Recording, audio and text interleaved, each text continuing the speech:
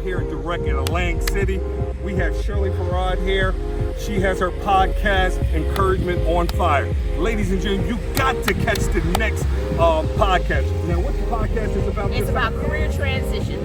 And ladies and gentlemen, if you like the last podcast that I did with Shirley, how much fire it was, you're going to enjoy this one just as much. So ladies and gentlemen, we got to stick together, we got to be together, and things are going to work out together. God bless you. And Shirley, you send it off. All right, let's move to the next podcast. Ladies and gentlemen. Sorry. So I just got back from Atlantic City with friends and family, just having a wonderful time at the Atlantic City, New Jersey beach. And as you can see, I got sand everywhere. And but it was just wonderful because this is the end of the season. This is the summer season. And, you know, we always are talking about, you know, let's get in a plane or let's fly here, or everyone's so excited about going to different beaches across the world. And I think that's wonderful. I think we should always go. We should always explore. However, you know, whether some of you will agree or not, I'm very grateful to be able to be within, I would say, an hour and a half of Atlantic City. Just being able to, at a moment's notice, jump in the car and go down to the shore. You know, I know people criticize and say, well, you know, it's not like, you know, Bahamas, or it's not like, you know, the beaches over here in Florida, or it's not like this and that. But it's my beach, right? It's mine. I can get in my car and I can get there just to hear the waves, to walk on the boardwalk, right? To get cotton candy or some wacky taffy or whatever that is. I can get that, right? In the summertime, and sometimes in the wintertime, you can still go down there and enjoy just walking on the boardwalk. And a lot of people don't get that. That's an enjoyment. So I just want to start out by saying that such an enjoyment to be able to have that privilege, because that's what it is. It's a privilege where some people have to fly to get to an ocean. They have to fly to get to water. But I feel water is very calming. Just a wonderful thing. So as earlier, a friend of mine, Mike, gave a great introduction to the Encouragement on Fire. So thank you so much, Mike, for doing that, and our friends that were behind us at the Atlantic City Beach. I truly appreciate all of you. But he gave an introduction that today was our EOF, or our Encouragement on Fire, podcast number 103. And this is 103 part 10 of the career transition. So we're back to talking about the career transition. Now, as you know, last week I interviewed Mike in regards to his health battle. So if you want to inquire about that, go back to podcast number 102 and listen to that interview. Okay. But as of right now, this particular one, we're talking about seeking feedback. And we're also talking about reflecting. So let's start with that, seeking feedback, right? I always start out, as you know, with a scripture. So I'm going to read that scripture for you. The scripture is Proverbs 15:22, and it reads as such: without counsel, plans fail, but with many advisors, they succeed. So I want you to think about exactly what that scripture is saying. Without counsel. So if you don't have counsel, the plans that you have, they probably will not come to pass. Now, it's not a guarantee, but without counsel, plans fail. They don't succeed. Now, I'm not saying that eventually it won't get there. I'm not saying that. But normally in the timeline that you would have for those plans, they fail. And then it says, but with many advisors. So we talked about in the prior podcast that you should have a mentor, you should have an advisor, you should have a career counselor, you should have a coach, you should have different people in your life. You should have friends and family that mean you well. But you should have individuals in your inner circle, that inner court, that are cheering you on, that are excited about you succeeding. Earlier, I had seen a clip that Oprah Winfrey and her best friend Gail had posted. They were being interviewed, and she said something, I'll surmise it. She said something in the line of, at any time, if you have people that you call friends or people who are in your life and they don't celebrate you, or they have a hint of jealousy, and that could be in anything. So they have a hint of jealousy about the things that you have, a hint of jealousy about the way you look, a hint of jealousy about the family you have, anything. You all know what that looks like. You know exactly what that looks like. People like, oh, that's nice, but they really don't mean it. Or you want to celebrate something in your life and they don't ever want to attend and celebrate it with you. Like, what is that, right? You're always happy for other people when they achieve. But the moment that you have a triumph, they can't say, good job. Wonderful. That's excellent. You're always the cheerleader. But in your life, when it comes to something you've done, they never say good job. Or it's, oh, good job, and then move on. Instead of, good job, we're going out to celebrate. If you have those people in your life, people that say, oh, that's nice, well, let's move on. They shouldn't be considered or categorized as your friends. They may still be in your life.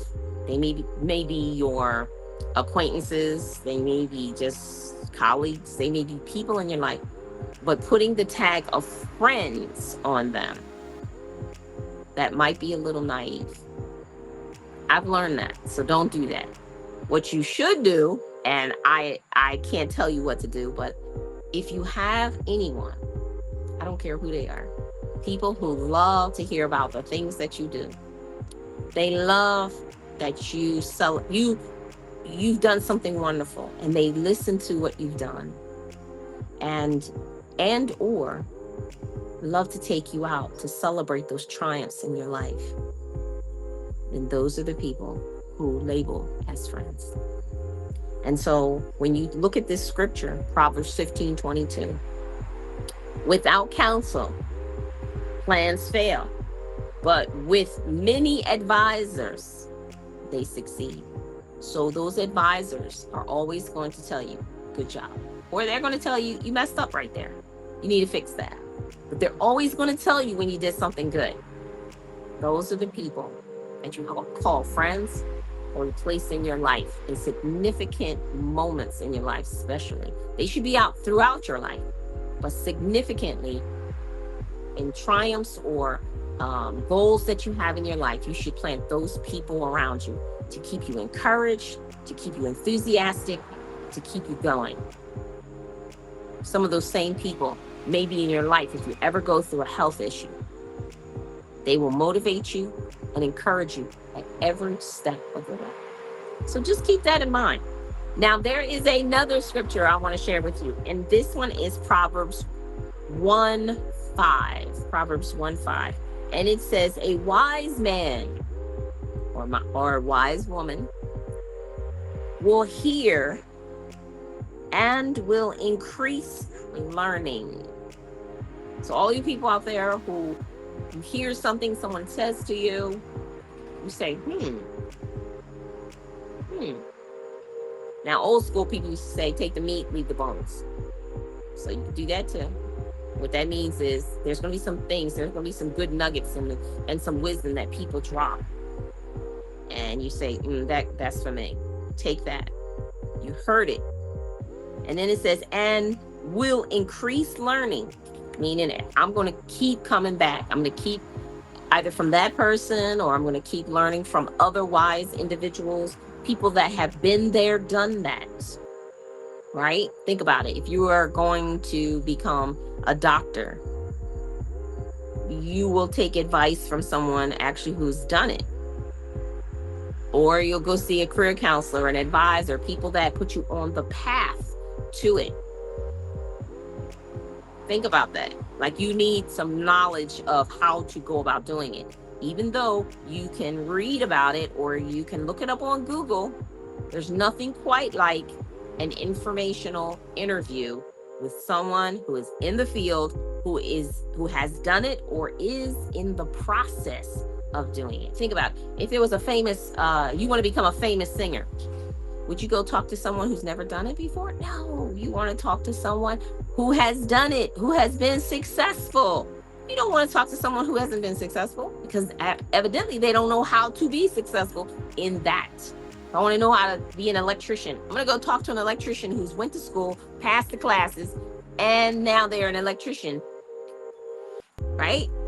Now, if I want someone who has had chains of electrician stores or businesses,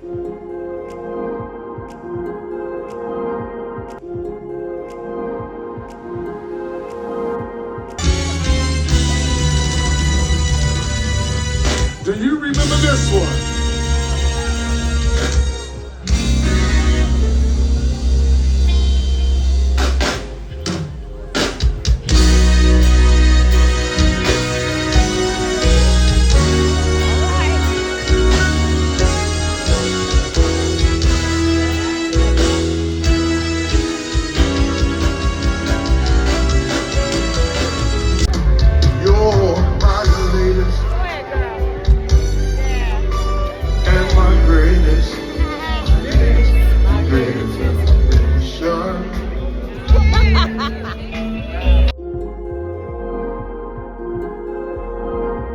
I'm going to go find somebody who has done that, so then I can learn how to do it. I'm not going to just tap into anyone, right?